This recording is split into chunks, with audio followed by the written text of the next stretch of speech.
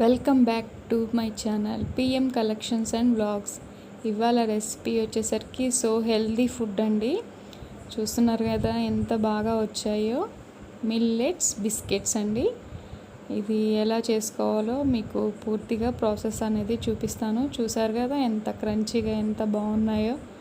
చాలా చాలా best recipe అండి. మిల్లెట్స్తో మనం జావలు అండ్ అప్పాలు, అట్లు ఇవే దోశలు చేసుకుంటాం. సో నేను ఇక్కడ తీసుకుంది పిల్స్బరీ వారి మల్టీగ్రెయిన్ ఆటా అండి. సో నేను 1/2 kg పిండిని తీసుకున్నాను. మెజర్మెంట్స్ కూడా చెప్తున్నాను. 1/2 kg పిండికి ఒక 3/4 ఒక చిన్న బౌలు సూజీ రవ్వ అంటే బొంబాయి రవ్వ యాడ్ చేసుకున్నానండి. తర్వాత ఒక స్పూన్ ఉప్పు, ఒక స్పూన్ కారం, ఒక 3-4 స్పూన్స్ తెల్ల నువ్వులు అంటే sesame seeds and jeera cumin seeds or జీలకర్ర ఒక స్పూన్ అండ్ హాఫ్, అండ్ వాము ఇది కూడా అజ్విన్ ఒక స్పూను. మొత్తాన్ని కూడా మంచిగా కింద నుంచి మంచి కలుపుకోవాలండి. అంతా మిక్స్ అయ్యేలాగా, పిండి అంతా కూడా మిక్స్ అయ్యేలాగా కలుపుకోవాలి. కలుపుకున్న తర్వాత సరిపడా వాటర్ పోస్తూ మనం ఈ పిండిని మంచిగా కలుపుకోవాలండి. చపాతీ ముద్దలాగా కలుపుకోవాలి. చూస్తున్నారు కదా మంచిగా కలుపుకోవాలండి. మనం ఎంత సాఫ్ట్గా పిండి కలుపుకుంటే మనకు అంత మంచిగా వస్తాయి. మీరు ఇంకా ఎక్కువ మంచిగా రావాలంటే సోడా ఉప్పు కూడా యాడ్ చేయండి. నేనైతే యాడ్ చేయలేదు. సో ఇదిగోండి ఇలా రావాలి సాఫ్ట్నెస్ అనేది. చూసారుగా ఎలా వస్తుందో.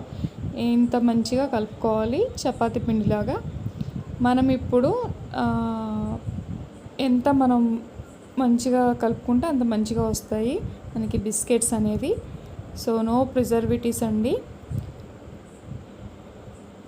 ఇలా కలుపుకున్న తర్వాత ముద్దని చూసారు కదా, పెద్ద చపాతీ కంటే ఇంకొంచెం తీసుకోండి పిండిని. ఇదిగోండి చూపిస్తున్న బాల్స్ లెక్క చేసుకోండి. అంతా ఉండాలండి బిస్కెట్స్ చేయడానికి. సో నేను ఒకటి చేసి చూపిస్తున్నాను చూడండి వీడియోలో. అలా చేసుకోవాలి.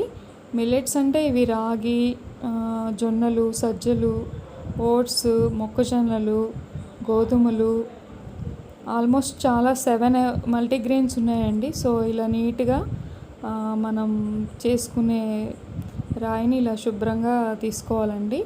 మీరు రాయి అయితే రాయిని తీసుకోండి, లేకపోతే ప్లేట్ అయితే అంటే పళ్ళెం అయితే పళ్ళెం తీసుకోండి. సో ఇలా పిండిని యాడ్ చేస్తూ పూరీ కర్రతో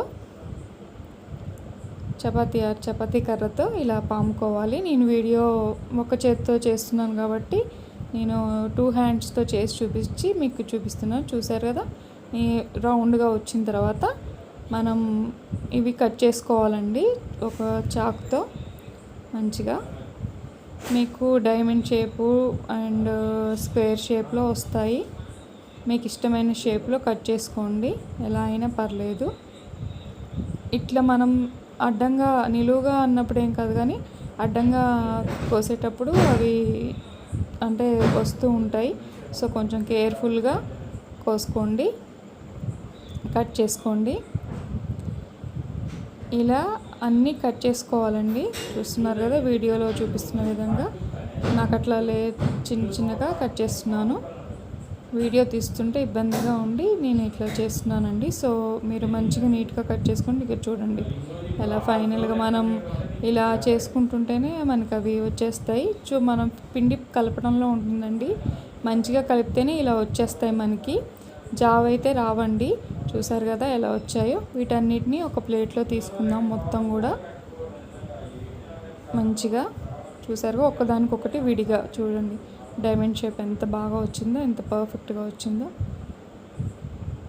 అన్నీ చేసుకోవచ్చండి మంచిగా ఈజీగా. సో మనం నెక్స్ట్ ప్రాసెస్ స్టవ్ ఆన్ చేసుకొని కడాయి పెట్టుకొని సరిపడా డీప్ ఫ్రైకి సరిపడా ఆయిల్ వేసుకోవాలండి. ఫస్ట్ నేను ఒకటి శాంపిల్గా చూపిస్తున్నానండి. సో ఆయిల్ హీట్ ఎక్కిన తర్వాత, వేడెక్కిన తర్వాత చూస్తున్నారా నేను ఒకటి చూపిస్తున్నాను. సో ఇదేంటంటేనండి, మనం తొందరపడి అన్నీ వేస్తే ఆయిల్ ఇంకా సరిగా హీట్ ఎక్కలేదు. ఒకటి శాంపిల్గా వేసి చూపిస్తున్నాను అంతే. ఎప్పుడైతే ఆయిల్ మనకి సరిపడా హీట్ ఎక్కితే అలా పైకి వస్తుంది, చూస్తున్నారుగా. సో నెక్స్ట్ ఇలా నేను చేసుకొని పక్కన పెట్టుకున్నానండి. వీటన్నిటిని కూడా ఆయిల్లో వేసేసుకుందాం ఒక్కొక్కటిగా.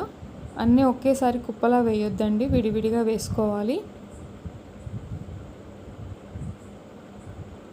మనం పిండి అంటే పామేటప్పుడు పిండి కలిపాం, పొడిపిండి కలిపాం కాబట్టి అవి విడివిడిగా మంచిగా వస్తాయండి.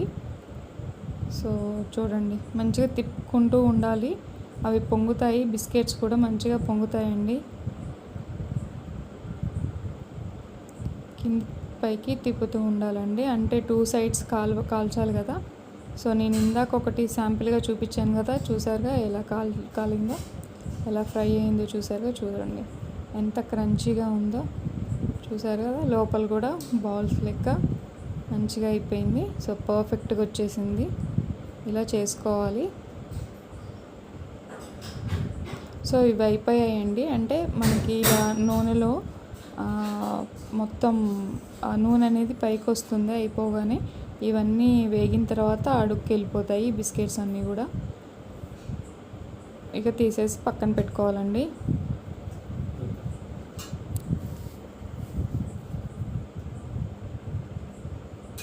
వీటికి పెద్దగా ఆయిల్ కూడా పీల్చుకోదండి, 1/2 kg ఆయిల్ అయితే సరిపోతుంది.